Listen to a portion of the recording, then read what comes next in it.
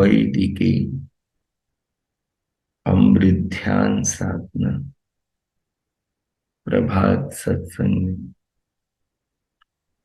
आप सभी साधक साधिकाओं का, उपासक उपासिकाओं का हार्दिक स्वागत है। आइए पूर्व की भांति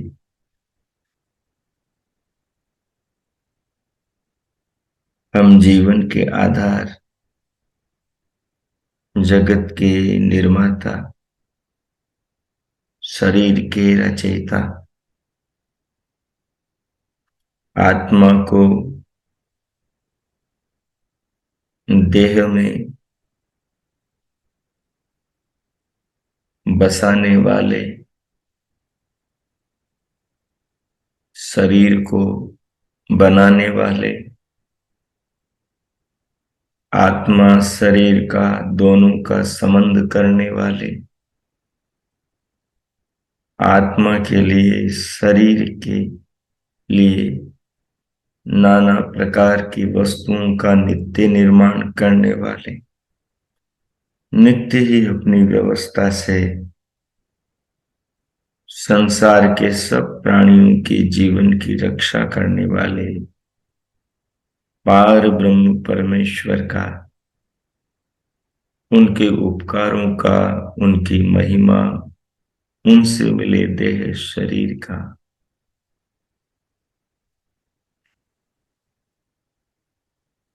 हम ध्यान में चिंतन करते हुए अनुभव करें और भगवान के प्रति हृदय में कृतज्ञता, धन्यवाद के भाव अनुभव करें।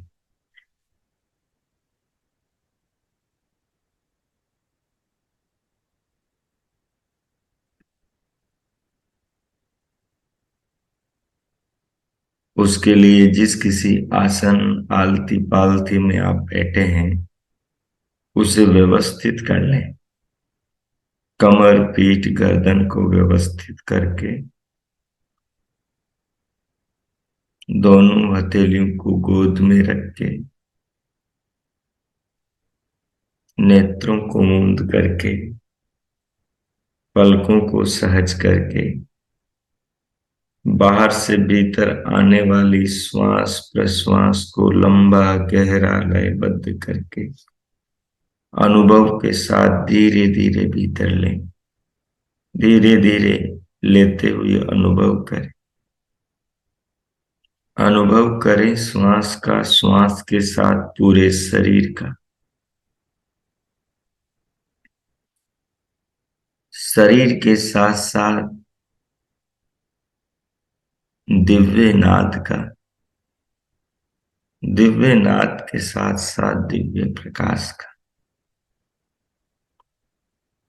और इनकी अनुभूति करते हुए आवश्यकता अनुसार श्वास लेते छोड़ते रोकते हुए परमात्मा के निज नाम ओम का मानस जप करें। जप के साथ पूरे शरीर को, नाद को, प्रकाश को अनुभव करें।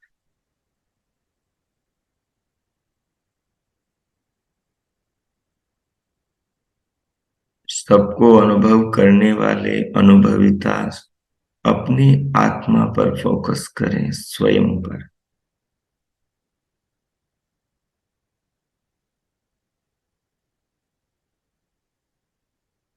इन तीनों तत्वों को अनुभविता आत्मा स्वयं को प्रकृति से निर्मित सृष्टि और शरीर को और इस शरीर और संसार के निर्माता परमात्मा को ध्यानमय चिंतन के द्वारा समझें, अनुभव करें। चिंतन के विचारों से अपने चित्त को संस्कारित करें। अगले 5-7 मिनट तक ये प्रयोग करें। जो अब तक आप सुनते आए हैं उस आधार पर चिंतन करें और अपने आप को आनंदित करें। ओम कीजिए।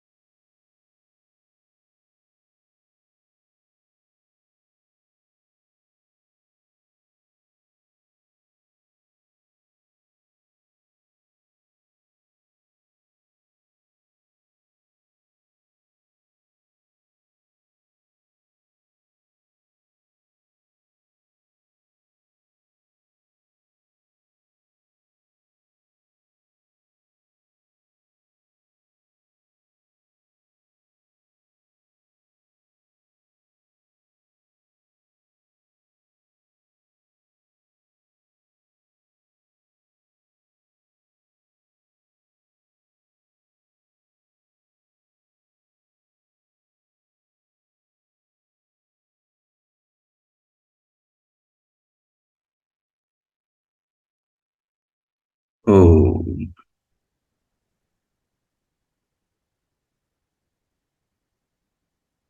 ओ। इस प्रकार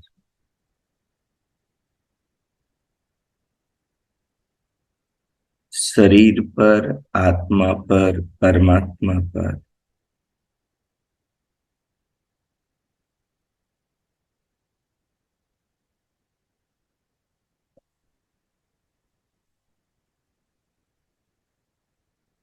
तीनों तत्वों पर, तीनों की पृथकता पर अनुभव करते हुए, विचार करते हुए, जो समझा उसे आत्मसात करे, उसे महसूस अनुभव करे।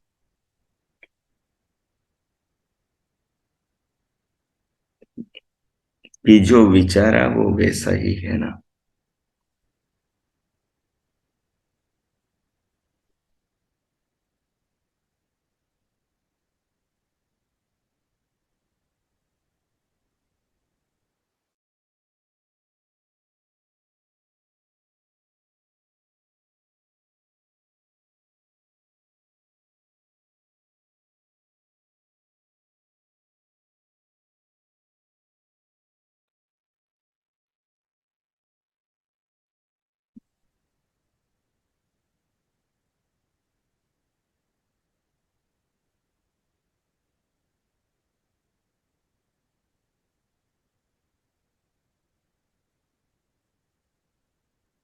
विचार करके, समझ करके, प्रभु का धन्यवाद करते हुए, उनके प्रति हृदय में कृतज्ञता अनुभव करते हुए, फिर स्वयं को भीतर से बाहर स्क्रीन पर ले आए।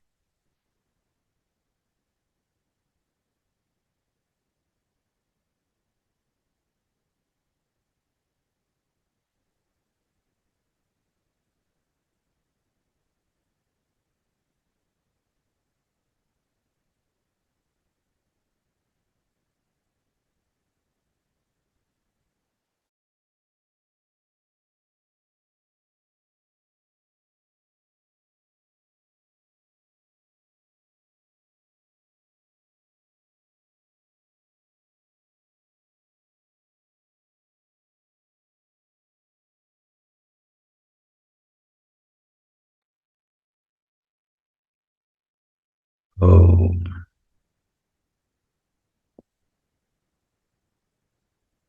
देखिए स्क्रीन पर अब निरंतर गीता का स्वाध्याय, चिंतन मनन करते चले आ रहे हैं। ध्यान के उपरांत आज हम गीता के द्वितीय अध्याय के 50 और 51वें श्लोक को देखेंगे, उस पर विचार करेंगे। 50वें श्लोक को कल हमने देखा था और समझा था। बुद्धि युक्तो जहातीह उभय सुकृत दुष्कृते तस्माद् योगाय युज्यस्व योग कर्मसु कौशल। श्री कृष्ण अर्जुन से कह रहे हैं कि हे पार्थ,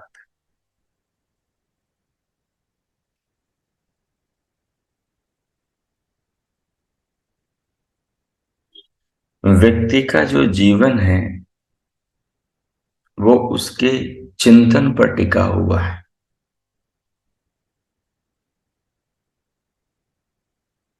और उसका चिंतन जो है वो उसके ज्ञान पर टिका हुआ है।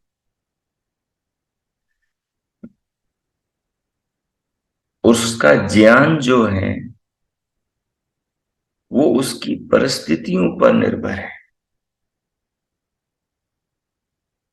जैसी परिस्थितियां होगी व्यक्ति का निर्माण वैसा होगा।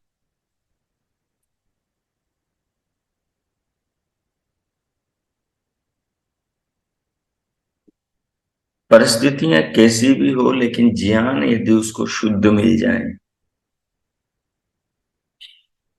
तो फिर विकृत परिस्थितियों के होने पर भी चिंतन शुद्ध होगा।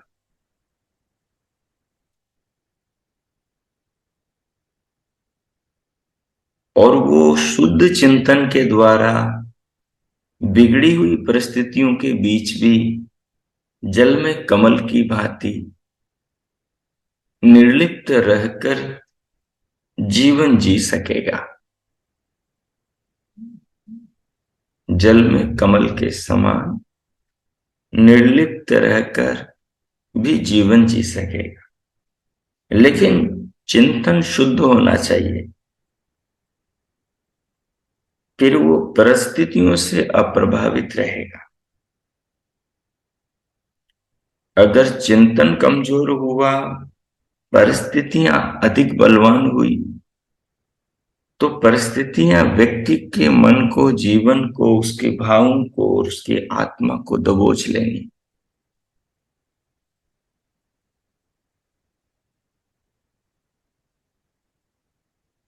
परिस्थितियां चाहे आर्थिक हो, परिस्थितियां चाहे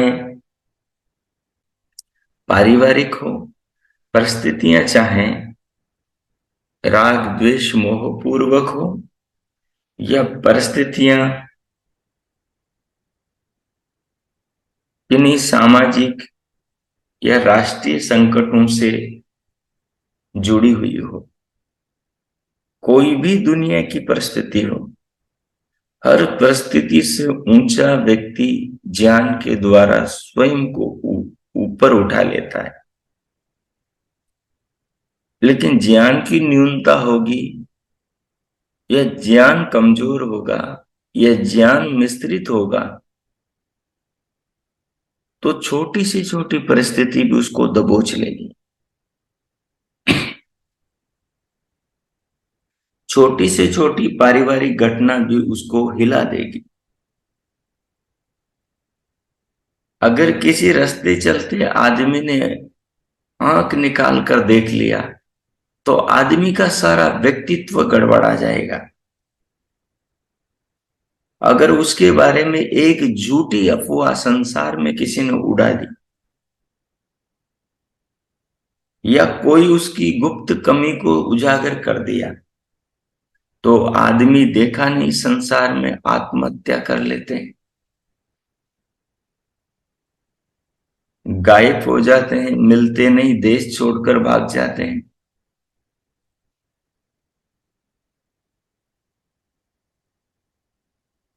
यह संसार में मुंह नहीं दिखाते, छुप कर बैठ जाते हैं।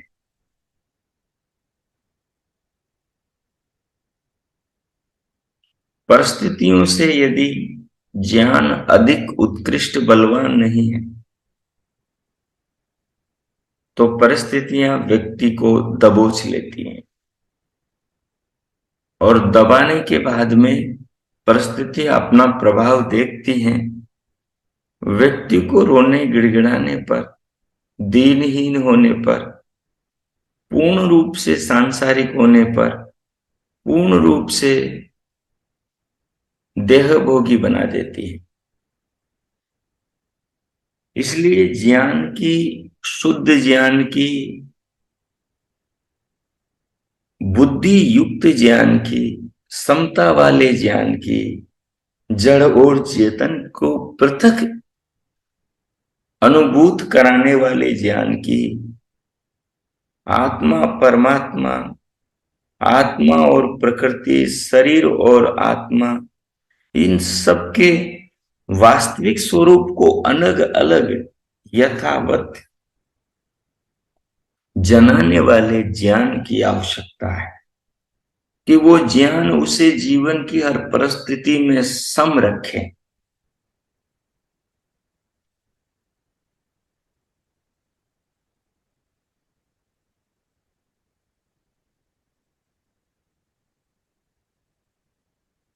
हर परिस्थिति में सम रखे। और व्यक्ति जीवन में सम तभी हो सकता है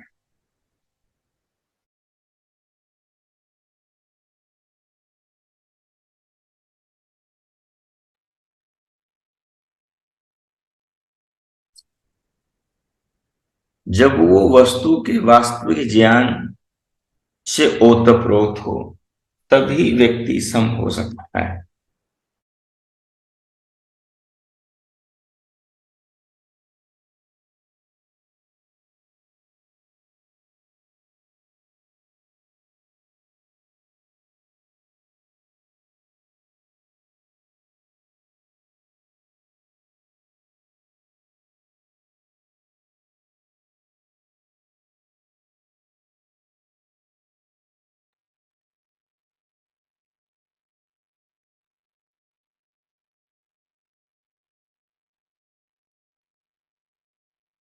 और ये ज्ञान भी यद्यपि यदि हमारे पढ़ने सुनने में आ जाए कि आत्मा अलग है, परमात्मा अलग है, प्रकृति अलग है, प्रकृति से बनी वस्तुएं अलग है, हम शरीर से अलग हैं, हमारे सब हमसे जुड़े लोग हमसे अलग हैं, शरीर के अंग सब अलग हैं, धन संपत्ति सब अलग है।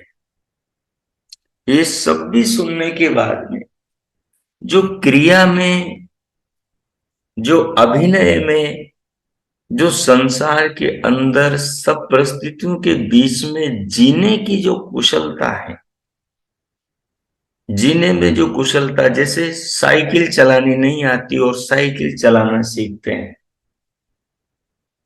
तो शुरुआत के अंदर तो कई बार गिरते हैं, पड़ते हैं। मोटरसाइकिल चलाना सीखते हैं तो गिरते हैं, और जब टेलरिंग का काम सीखते हैं तो कई बार सुई जो है वो उंगली में चुभ जाती है। कई बार स्वर्णकार का काम सीखते हैं तो कई बार हथौड़ी से सोने की जगह उंगली पर लग जाती है।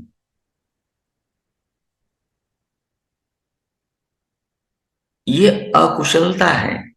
जब तक आप कुशल नहीं होंगे साइकिल चलाने में, मोटरसाइकिल चलाने में, टेलरिंग करने में, तुरपाई करने में, सिलाई करने में, रोटी बनाने में, भोजन पकाने में, शुरुआत में नए आदमी के हाथ जल जाते हैं तवे पर।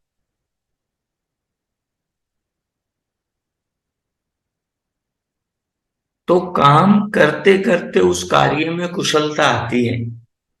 साइकिल चलाने सीखते सीखते सीख जाते हैं, और बहुत अच्छी सीख जाते हैं, और कुछ तो इतनी अच्छी सीख जाते हैं कि हाथ छोड़कर चला लेते हैं और मौत के कुएं में चला लेते हैं।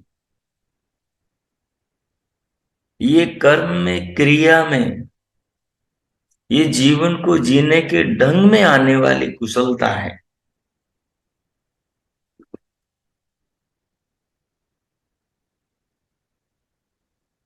और जब तक ये कुशलता नहीं आएगी तब तक हम परिस्थितियों से प्रभावित रहेंगे, यानी राग द्वेष काम क्रोध लोभ मोह इंद्रियों के विषयों से प्रभावित होते रहेंगे। तो ये तो कुशलता कैसे आएगी? कुशलता ऐसे आएगी कि संसार के काम को करते हुए ये कुशलता वाली दृष्टि है ना, जो जीवन व्यवहार में बनाकर रखनी पड़ेगी। उसके बिना कुशलता नहीं आएगी।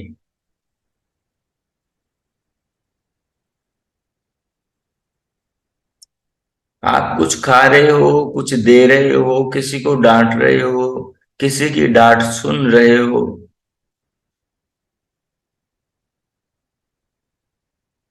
तो देते लेते हुए जो मोह होता है, राग होता है, द्वेष होता है, डांट सुनते हुए, किसी को सुनाते हुए,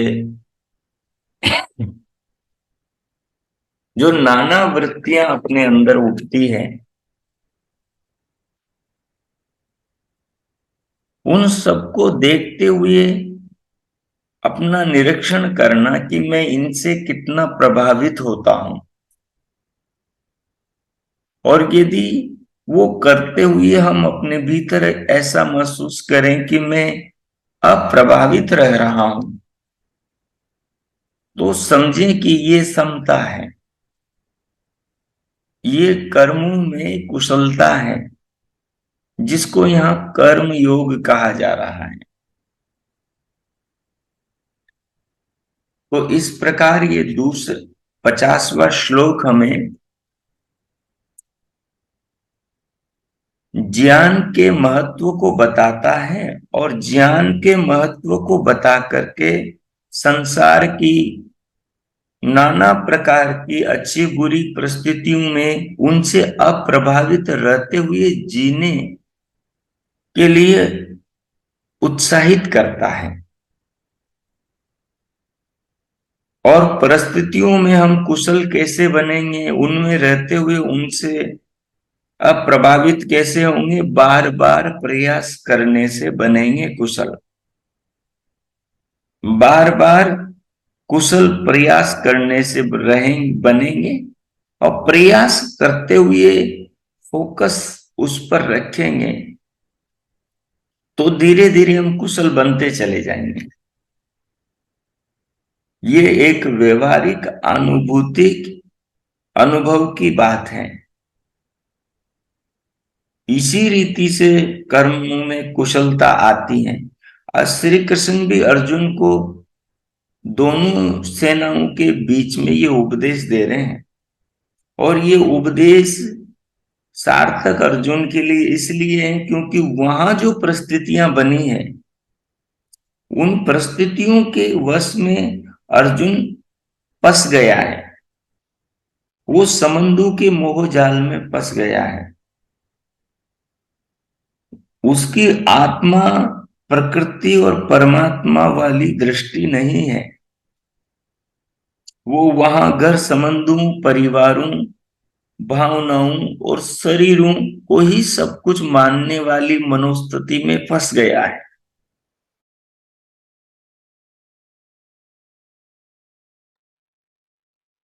तो उस मनोस्थिति से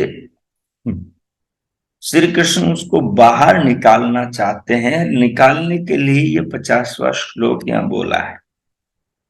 अब इसी बात को और मजबूती से समझाने के लिए अगला श्लोक कहते हैं,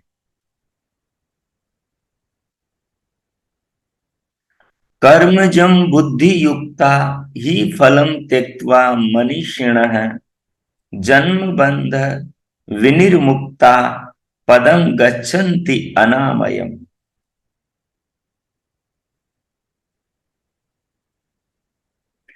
कर्मजं बुद्धि युक्ता ही फलम त्यक्त्वा मनीषिणः जन्म बंध विनिर्मुक्ता पदम गच्छन्ति अनामयम्। करे हैं निश्चय से बुद्धि युक्ता मनीषिणा, निष्काम कर्म रूप बुद्धि से, तात्विक दृष्टि से, आत्मिक, शारीरिक, पारमार्थिक, इन तीनों तत्वों की दृष्टि से, तीनों तत्वों की ज्ञान वाली तृतीय चक्षु रूपी ज्ञान दृष्टि से युक्त मननशील पुरुष, व्यक्ति, स्त्री, योगी, योगी, योगिका, साधक, साधिका, कर्मजम फलम त्यक्त्वा, कर्म से उत्पन्न होने वाले फल में आसक्ति को छोड़कर, अनामयम, कल्याण रूप, पदम, पद को, भावना को, गच्छन्ति, प्राप्त होते हैं। जैसा कि तद विष्णु परमं पदम सदा पश्यन्ति सूर्य, वो जो व्यापक परमात्मा है, उसका स्वरूप है, उसको यहाँ परम पद कहा गया। उस परमात्मा का धाम, वो परमात्मा का धाम मतलब परमात्मा का स्वरूप। जब परमात्मा समझ में आता है तो आनंद और खुशियां और तनाव और समस्याएं सब दूर हटने लगती हैं, और खुशियां, आनंद बढ़ने लगता है। जब उसके परम पद को, यानी उसके निराकार, कल्याणकारी, जीवन का आधार, जगत का धारण पोषण करता सच्चिदानंद स्वरूप हमारे सामने, हमारे चित्त में, हमारे विचार में आने लगता है, तब ये बात कह रहे हैं। तो कह रहे हैं कि कर्मजम बुद्धि युक्ता ही फलम त्यक्त्वा मनीषिण। ये जो ऊपर जो योग कर्मसु कौशल कहा, ये कर्मों में कुशलता वाली जो योग की भावना है, दृष्टिकोण है, इस दृष्टिकोण को धारण करके फलों में आसक्ति के भाव को मनीषीण यानी मननशील व्यक्ति त्याग देता है। और जन्म बंध विनिर्मुक्ता, जन्म बंध विनिर्मुक्ता, जो जन्मों के बंधन में बांधने के कारण है, उन कारणों का भी त्याग कर देता है। पदम गच्छन्ति अनामयम, जो वो अनामयम कल्याणकारी मोक्ष स्वरूप परमात्मा का है, उस अमृत पद को प्राप्त होता है। जो व्यक्ति तीनों तत्वों को, इनके तत्व ज्ञान को प्राप्त करके संसार में वस्तुओं व्यक्तियों के साथ में व्यवहार करता है, विवेक पूर्वक व्यवहार करता हुआ इनमें पछता नहीं है, कमल की भांति, ऐसा व्यक्ति जन्म मरण के सब बंधनों से विनिर्मुक्ता मुक्त हो जाता है और मुक्त होकर पदम गच्छन्ति अनामयम परम पद परमात्मा को प्राप्त करता है। लेकिन कब प्राप्त करता है? जब कर्मजम बुद्धिर युक्ता फलम त्यक्त्वा मनीषिण, जो कर्मों से फलों की प्राप्ति होती है ना, उन फलों में आसक्ति के भाव को त्याग करके, आसक्ति के भाव को त्याग करके अपने कर्तव्य कर्म को निष्ठा पूर्वक जो मनन पूर्वक करता है, वो व्यक्ति।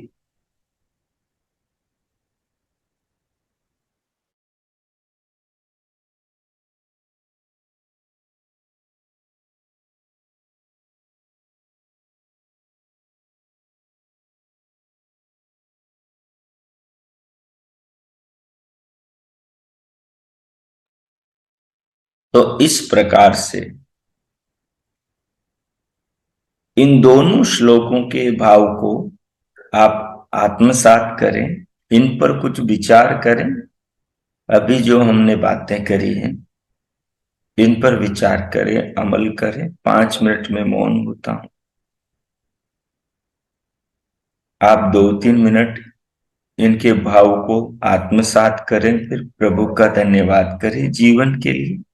फिर जीवन को जीने का जो तरीका इनसे समझ में आता है, उसके लिए अपने आप को संकल्पित करें, प्रभु का धन्यवाद करें, फिर हम शांति पाठ करें। ओम कीजिए।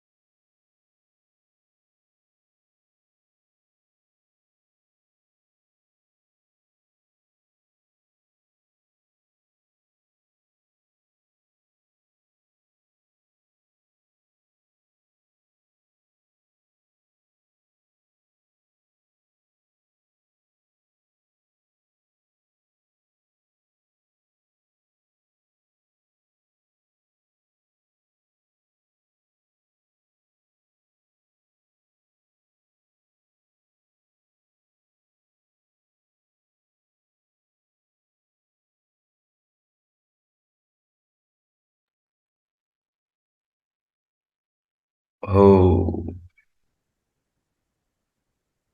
हो। इस प्रकार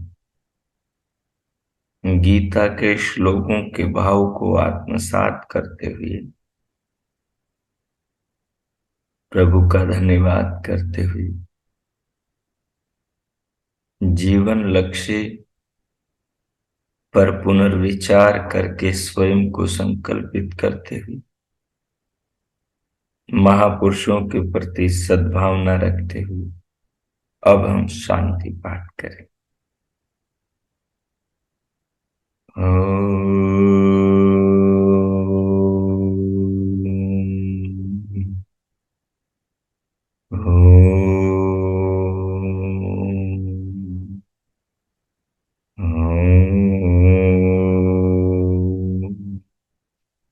शांति शांति शांति। ओम। ओम।